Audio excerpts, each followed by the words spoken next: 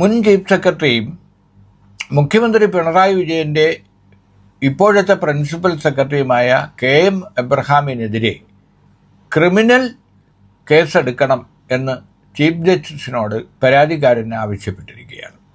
മനുഷ്യാവകാശ പ്രവർത്തകനായ ജോമോൻ പുത്തൻപുരയ്ക്കൽ നൽകിയ ഹർജിയിൽ ജസ്റ്റിസ് K. ബാബു വരവിൽ കവിഞ്ഞ സ്വത്ത് സമ്പാദിച്ച കേസിൽ KM എബ്രഹാമിനെതിരെ കേസെടുത്ത് അന്വേഷിക്കാൻ CBIക്ക് ഉത്തരവിട്ടിരുന്നു.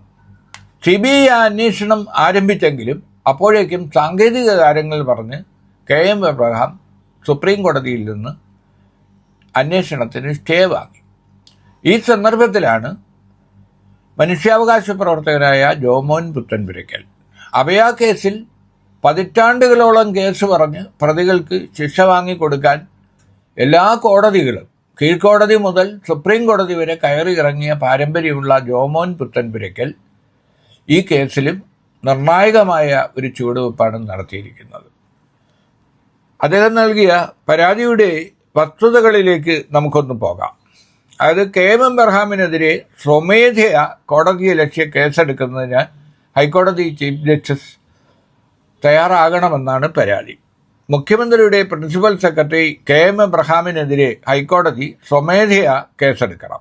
അവിഹിത സ്വത്ത് സമ്പാദിച്ചതിനെക്കുറിച്ച് FIR രജിസ്റ്റർ ചെയ്ത് CBI അന്വേഷിക്കുവാൻ ഹൈക്കോടതി കഴിഞ്ഞ ഏപ്രിൽ 11 ഉത്തരവിട്ടിരുന്നു. അനുകൂല ബെഞ്ചിൽ ഹർജി ഫയൽ ചെയ്ത് ആ ബെഞ്ചിൽ നിന്ന് തന്നെ ഉത്തരവ് വാങ്ങിച്ചെന്നും അത് ഫോറം ഷോപ്പിംഗ് ആണെന്നും വിധി പറഞ്ഞ ഹൈക്കോടതി ജഡ്ജിയെ ആക്ഷേപിച്ചുകൊണ്ട് KM എബ്രഹാം മുഖ്യമന്ത്രിക്ക് കഴിഞ്ഞ ഏപ്രിൽ 15 ഒരു കത്ത് നൽകിയിരുന്നു.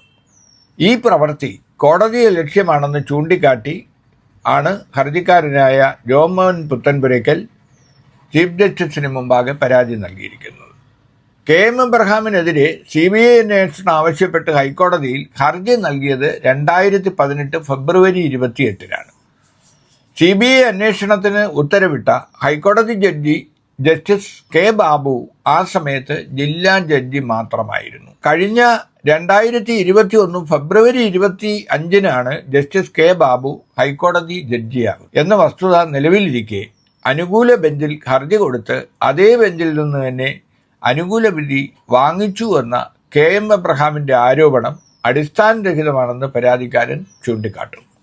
ക്രിമിനൽ കോടതിയലക്ഷ്യ കേസിൽ അഡ്വക്കേറ്റ് ജനറലിൻ്റെ അനുമതിയില്ലാതെ തന്നെ ഹൈക്കോടതി ജസ്റ്റിസിൻ്റെ അഡ്മിനിസ്ട്രേഷൻ സൈഡിൽ റൂൾ 7 പ്രകാരം പരാതി നൽകിയാൽ ആ പരാതി പരിഗണിച്ച് ഹൈക്കോടതി ചീഫ് ജസ്റ്റിസിന് സ്വമേധയാ കോടതിയലക്ഷ്യ നടപടികൾ ആരംഭിക്കാവുന്നതാണെന്ന് ജോമോൻ ഹർജിയിൽ ചൂണ്ടിക്കാണിക്കുന്നു. 2010 ഒക്ടോബർ 12 ഹൈക്കോടതി ചീഫ് ജസ്റ്റിസ് ആയിരുന്ന J. Chelameswar, justice KM Joseph, justice AK Basheer എന്നിവരടങ്ങുന്ന ഹൈക്കോടതി ഫുൾ ബെഞ്ചിൻ്റെ ഒരു വിധി ഇക്കാര്യത്തിലുണ്ട്.